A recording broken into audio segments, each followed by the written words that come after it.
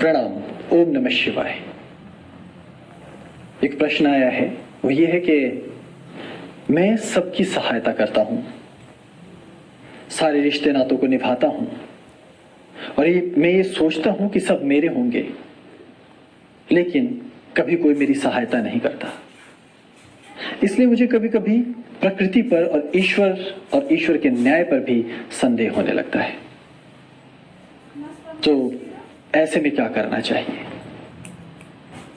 आपका प्रश्न बड़ा गंभीर है और ऊपर से सीधे सीधे ईश्वर पर आरोप लगाने वाला भी। हालांकि इस प्रश्न का उत्तर देना बड़ा जटिल है, लेकिन फिर भी मैं बहुत साधारण शब्दों में, ताकि आप आसान भाषा में समझ सकें, इसका उत्तर देने का प्रयास करता हूं। सबसे पहली बात तो यह है कि आपके जीवन में दुख है, आपके जीवन में एक अभिप्सा, एक चाह है, एक इच्छा है जो आपको कभी सुखी नहीं होने देगी। क्योंकि सुख कहां है? यदि सुख किसी दूसरे में होता और यदि सुख किसी दूसरे से आता तो सभी लोग उसी तरफ जाते। हालांकि सभी लोग जा रहे हैं, लेकिन जो भी आपसे बड़े बुजुर्ग हैं, आपके बड़े बुजुर्ग हैं, हमारे ऋषि मुनि हैं, सिद्धार्थ हैं, अवतार होते हैं पृथ्वी पर, उन सभी का एक ही कथन रहता है। वो क्या है कि अपने भीतर जाओ। आप कौन हैं? आपको अपनी तलाश करनी होगी। हम अपने आप को आत्म कहते हैं। आत्म अर्थात मैं, आत्मा। मैं कौन हूं? मैं आत्मा हूं। इस प्रकार से हम समझते हैं। तो यदि मैं आत्म हूं और आत्म तत्व को ही नहीं जानता तो कोई भी प्रसन्नता स्थायी नहीं है, कोई भी सुख स्थायी नहीं है। और सबसे बड़ी बात यह कि यदि मैं आत्मा हूं या आत्म हूं और आत्म को ही नहीं जानता तो मैं दूसरे से आशा कैसे लगा सकता हूं? क्योंकि दूसरा भी वैसे ही भ्रम की स्थिति में है, वो स्वयं को नहीं जानता। अब जब वो स्वयं को नहीं जानता तो वो सारे खेल खेलता है जो सारी दुनिया ने उसको सिखाए हैं, या इस दुनिया को देखकर वो जो सीख रहा है। ध्यान रखिए, सिद्धार्थ, ऋषि मुनि, हमारे साधु महात्मा, हमारे गुरुजन, हमारा हिंदू धर्म, सिद्ध धर्म, कुछ भी हो, उन सब का एक ही स्वर है कि स्वयं को जानो, स्वयं को पहचानो। यदि आपको सभी दुखों से मुक्त होना है, यदि आपको इस संसार का आनंद लेना है, यदि इस संसार में होना सार्थक करना है, तो पहले अपने आप को जानना होगा। मैं ये नहीं कह रहा कि आप एक ही दिन में एनलाइटेंड हो जाओ, समाधिस्थ हो जाओ, पर कम से कम अपने आप को जानने का प्रयास तो करो। अपने आप को एक मौका, एक अवसर तो दो जो आप देते ही नहीं हो। हमेशा कोई न कोई शोरगुल, या तो आपको मित्र चाहिए या फिर कोई बंधु या रिश्ते नातेदार, और आप उनकी सहायता कर कर ये जानने की, ये फिर जताने की कोशिश करते हो कि देखो मैंने किया है, अब आप भी करो। ऐसा खोखला व्यक्ति करता है। जब आप स्वयं को जान जाएंगे तब आप जो भी कार्य करते हैं वो परोपकार होता है। और परोपकार उसको कहते हैं जहां अहंकार ना हो, जहां इच्छा ना हो।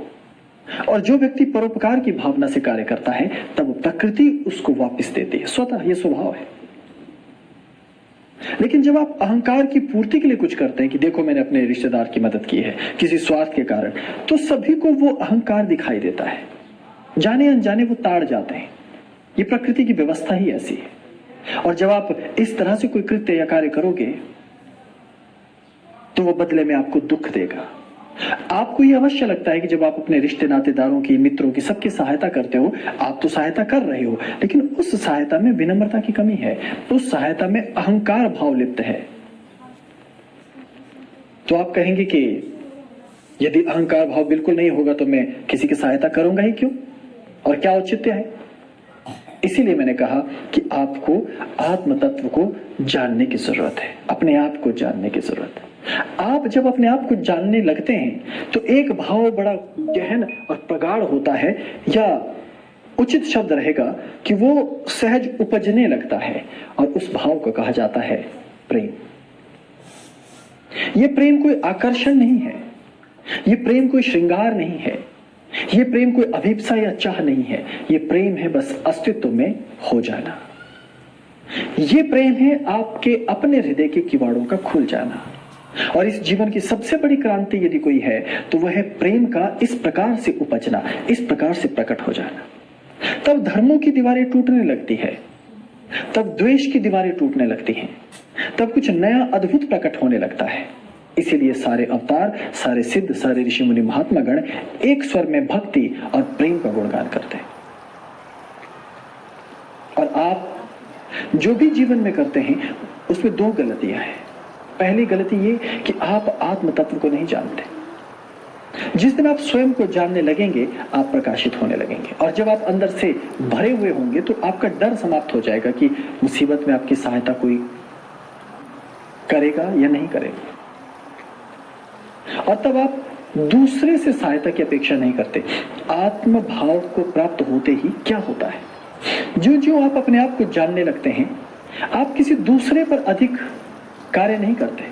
दरअसल अभी तो आप सारे कार्य दूसरों पे कर रहे हैं कि पत्नी आपको प्रसन्न रखे, पुत्र आपको प्रसन्न रखे, रिश्ते नातेदार आपको प्रसन्न रखे, मित्र आपको प्रसन्न रखे, सब आपको प्रसन्न रखें। आप ये चाह लेकर उन पर कार्य करते हो। किसी को धन दे रहे हो, किसी को प्रेम दे रहे हो, किसी को पाल पोस कर बड़ा कर रहे हो, किसी को संबंध बना रहे हो, लेकिन आप चीजों को समझते नहीं।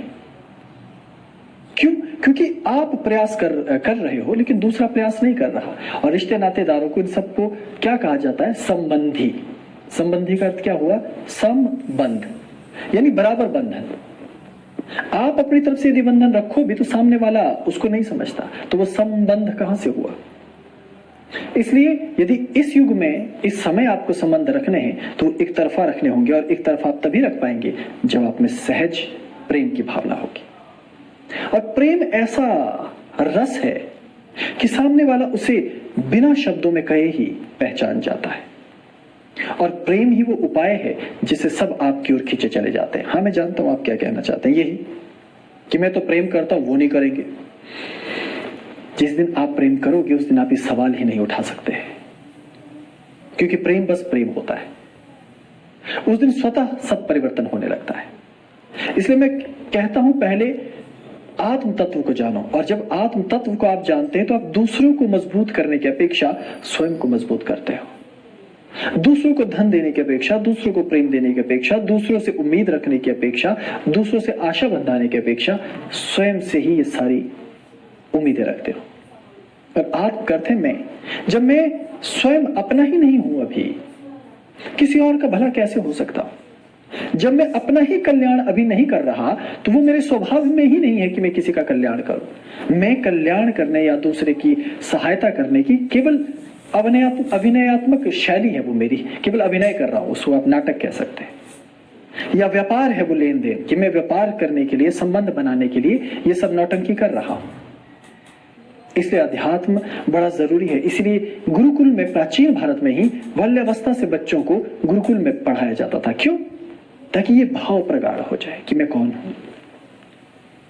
जिस दिन आप स्वयं को जान जाओगे, स्वयं में प्रफुल्लित रहने लगोगे, तो लोग खींचे चले आते हैं। जैसे सूर्य के चारों तरफ नवग्रह, जैसे चुंबक के चारों तरफ लौह के कण।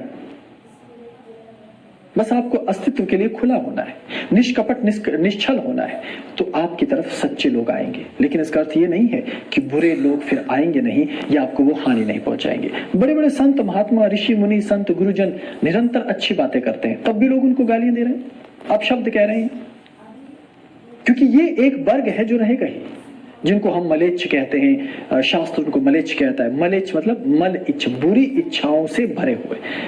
लेकिन उनको वो इच्छाएं बुरी नहीं दिखाई देती, वो इसलिए क्योंकि वो उनका स्वभाव है।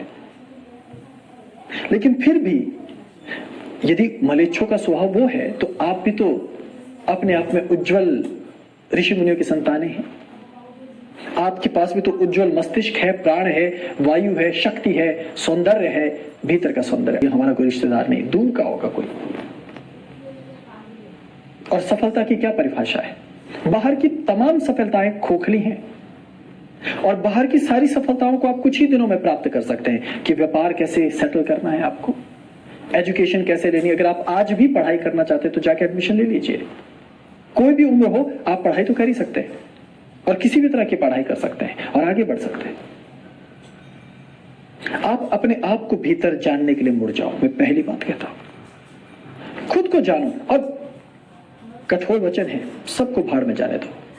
वैसे मुझे ये कहना नहीं चाहिए, क्योंकि मेरी दृष्टि में सब में ही ईश्वर का वास है, लेकिन समझाने की दृष्टि से मैं आपको ये कह रहा हूं। ये केवल आरंभिक स्थिति है। देखना, जब आप खुल जाते हो तब आपको सारा जगत अपना लगने लगता है, लेकिन शुरू शुरू में ऐसा होता है, खिन्नता होती है, गुस्सा आता है, चिड़चिड़ापन उपजता है। उपजना चाहिए, क्योंकि यही सब चीजें आपको उकसाती हैं अपने आप को विकसित करने के लिए। और जब आप संघर्ष करोगे, छटपटाओगे, हाथ पांव मारोगे, तो अवश्य आगे निकलोगे।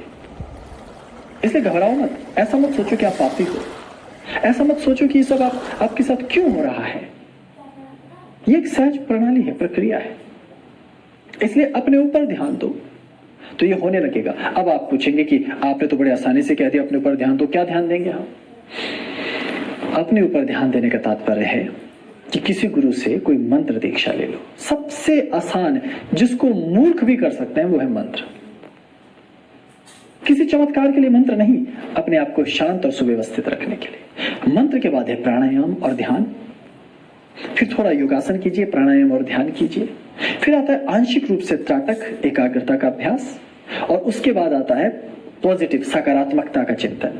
अच्छे लोगों के साथ बैठो, अच्छे लोगों के साथ बात करो, और कुछ एक लोगों को ढूंढो। यदि अच्छे लोग आपको नहीं मिल रहे तो अच्छे लोगों की वाणी सुनो, अच्छे विचारों को पढ़ो, अच्छी पुस्तकें पढ़ो। धीरे धीरे आप में विकास होने लगेगा। आपको उपनिषद पढ़ने चाहिए, आपको पुराण पढ़ने चाहिए, भले ही समझ आए या नहीं, प्रयास तो करो। और जब इस प्रकार आप ध्यानी होने लगोगे, इस प्रकार जब आप प्रफुल्लित होने लगोगे, अहंकार का ये जो भाव है इसको हटाने लगोगे, परिवर्तन होगा। और ये मेरा वादा है आपसे कि आप जब स्वयं को जानने का प्रयास करोगे तो आपके जीवन में चमत्कार होगा, और सारे रिश्ते नातेदार सगे संबंधी आपके होने लगेंगे। इसी आशा के साथ कि आपको ये बात अवश्य समझ आई होगी, मैंने साधारण शब्दों में बताने की कोशिश की है। हालांकि वेद पुराण शास्त्रों में अनेकों प्रकार के प्रयोग और विधियां इसके लिए दी गई हैं।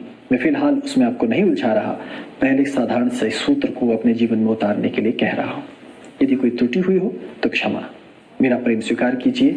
ओम नमः शिवाय, प्रणाम, नमो आदेश। भक्ता